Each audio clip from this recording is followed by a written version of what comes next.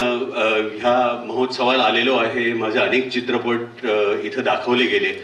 गेल्या काही वर्षात मी सिनेमा केले नव्हते तेव्हा चुकल्यासारखं वाटत होतं की यंदा संजयच्या मराठी महोत्सवाला जाता येणार नाही.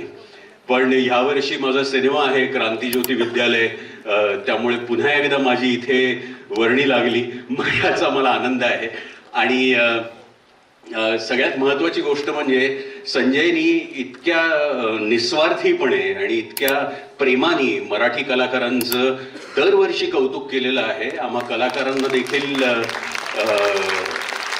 त्यामुळं अधिक हुरूप येतो, अधिक चांगलं काम करण्याची इच्छा होते. पुन्हा पुन्हा असं गोव्यात कौतुक व्हावं असंही वाटतं. आणि यंदाचा खरं महोत्सव अधिक विशेष आहे.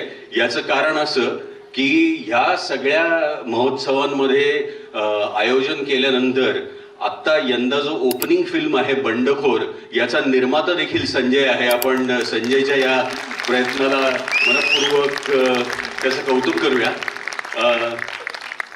माननीय मुख्यमंत्र्यांना मी आवर्जून सांगू इच्छितो की अनेक वेळेला गोव्याच्या रसिकांसमोर नाटक करताना किंवा सिनेमा करताना खूप चांगला अनुभव येतो.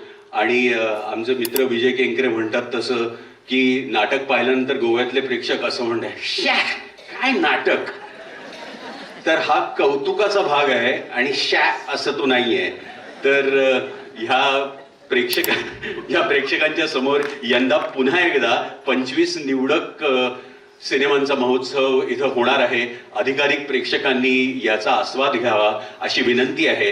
आपल्याकडे मराठी सिनेमा थिएटरमध्ये खूप कमी दिवसांसाठी येतो. त्या दिवसात जर आपल्याला जमलं नाही यायला तर तो राहून जातो. मग पुन्हा कधीतरी टीव्हीवर येईल याची आपल्याला वाट पाहावी लागते.